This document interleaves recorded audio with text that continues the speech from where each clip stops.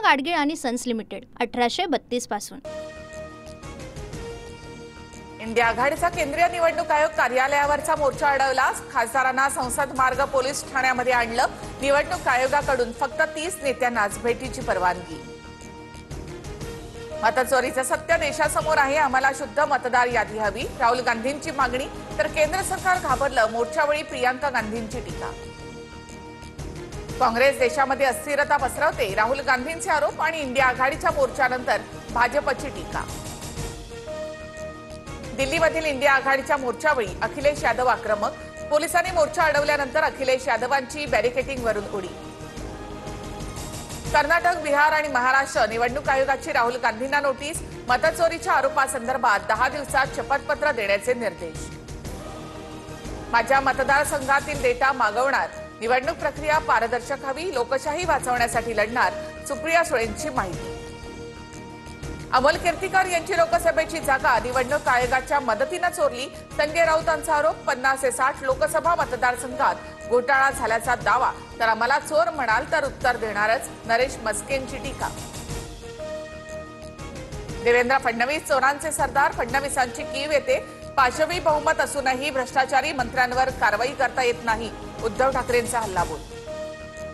ठाकरेंच्या शिवसेनेचा राज्यभरात सरकार विरोधात जनआक्रोश आंदोलन, भ्रष्ट मंत्र्यांमुळे राज्याची बदनामी होत असल्याचा आरोप, मुंबईतील आंदोलनामध्ये उद्धव ठाकरे सहभागी।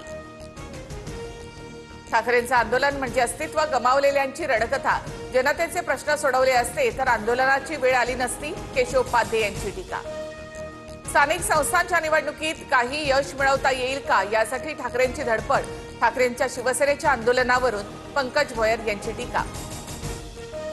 कबूतरखान्यासंदर्भात हायकोर्टाच्या आदेशात हस्तक्षेप करण्यास सुप्रीम कोर्टाचा नकार, कबूतरखाने बंद करण्याचे हायकोर्टाचे आदेश।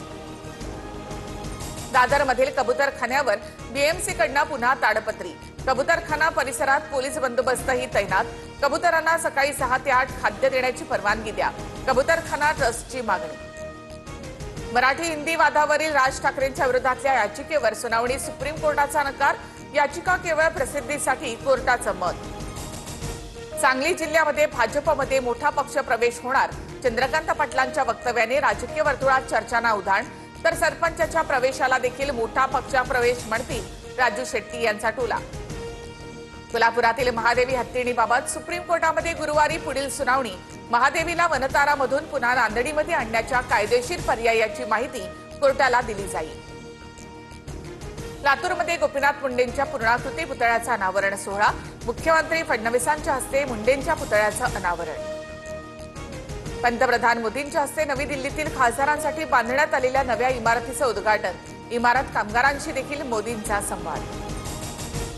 पुढचं युद्ध लवकर होऊ शकतं, तयार राहावं लागणार, संपूर्ण देशाला एकत्र येऊन लढायचं आहे, भारतीय लष्कर प्रमुख जनरल उपेंद्र द्विवेदी यांचं विधान। आम्ही बुडत राहिलो तर अर्धे जग सोबत घेऊन जाऊ, क्षेपणास्त्रांची कमतरता नाही, पाक लष्कर प्रमुख असीम मुनीरची भारताला अणुहल्ल्याची धमकी। महागाई भत्त्यामध्ये 2% वाढ, महागाई भत्ता 53% आता 55%, राज्य सरकारचा मोठा निर्णय।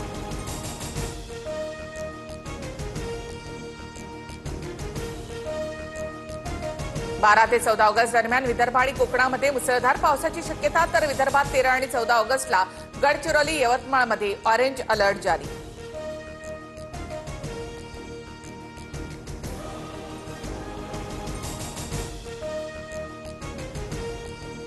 तुर्कीच्या पारिकेसरमध्ये 6.1 रिश्टर स्केलचा भूकंप, अनेक इमारती कोसळल्या, दुर्घटनेत एकाचा मृत्यू तर 30 जण जखमी।